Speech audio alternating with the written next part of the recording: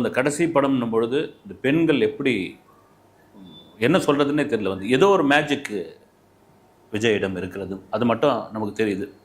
சரி, ஓகேப்பா, இந்த படத்தினுடைய முதல் நாள் வசூல் என்ன அப்படின்ற கேள்வி மிக முக்கியமான கேள்வி. அந்த வசூலை ரொம்ப தெரிஞ்சுக்கணும், ஏன்னா இது ஒரு ஃப்ளாப் படம் அப்படின்னு முடிவு பண்ணாங்க ரிலீஸ்க்கு முன்னாடி.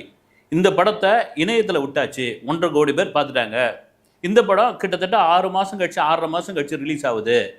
ரொம்ப டிலே ஆகி ரிலீஸ் ஆனால் அந்த படத்துக்கு ஒரு பெரிய எதிர்பார்ப்புலாம் இருக்காது. அப்புறம் இது நாங்கள் இணையத்தில் பார்த்துட்டோங்க, இது பகவந்த் கேசரிங்க, இது ரவா கேசரிங்க அப்படின்னு சொன்னவங்க ஒரு பக்கம் வந்து. சரி, இதெல்லாம் தாண்டி தியேட்டரில் நேற்று கொண்டாட்டமாக இருந்தது, அவ்வளோ கூட்டம் வந்தது, கூட்டமே வராது இப்படிலாம் சொல்லிட்டு இருந்தாங்க. சில பேர் என்னென்னா, இந்த அமைச்சர்கள், எம்எல்ஏக்கள், தாவேக்கா நிர்வாகிகள் இவங்கெல்லாம் பல்காக புக் பண்ணி இந்த டிக்கெட்லாம் கொண்டு போய் வீடு வீடாலாம் கொடுத்தாங்க அப்படின்ற மாதிரி விஷயங்கள்லாம். அப்படிலாம் யாருங்க டிக்கெட்டே போய் சேரலைங்க. குறிப்பாக சென்னை குரோம்பேட்டை வெற்றி தேட்டருடைய ஓனர் இன்றைக்கி ஒரு இன்டர்வியூ ஒன்று கொடுத்துருக்காரு.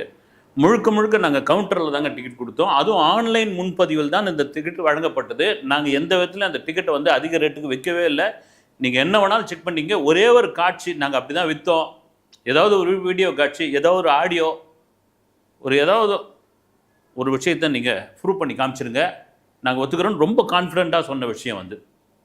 இன்னொன்று என்னென்னா, பொதுவாக இதுக்கு முன்னாடி கடந்த டிஎம்கே ஆட்சி, அதுக்கு முன்னாடி அப்புறமா கலைஞர் இருந்த போதெல்லாம் அவர் படத்துக்கெல்லாம் கதைவசனம் எழுதுவார்.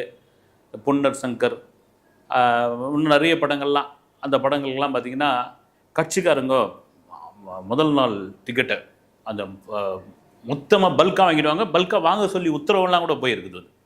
ஏன்னா அந்த படங்கள்லாம் பெரிய ஓப்பனிங்லாம் ஒன்றும் இருக்காது.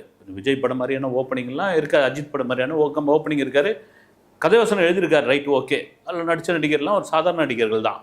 அப்போ என்ன பண்ணுங்க, ஆட்டோமேட்டிக்காக தலைவருடைய மனசில் இடம் பிடிக்கணும், தலைவருடைய உத்தரவு பேரில் இவ்வளோ வாங்கியிருக்கிறோம், கட்சி மாவட்ட செயலாளர்கள்லாம் சொன்னதுனால நாங்கள் நகரம், ஒன்றியம் இவங்கெல்லாம் சேர்ந்து வாங்கியிருக்கோன்ற மாதிரியான ஒரு விஷயம் நடந்திருக்குது. ஆனால் இந்த படத்துக்கு டிக்கெட் கிடைக்கலைங்க, நாங்கள் அல்லாடுறோங்க, அல்லாடி இருக்கிறோங்க நேற்று அப்படிலாம் பார்க்க முடிஞ்சுது.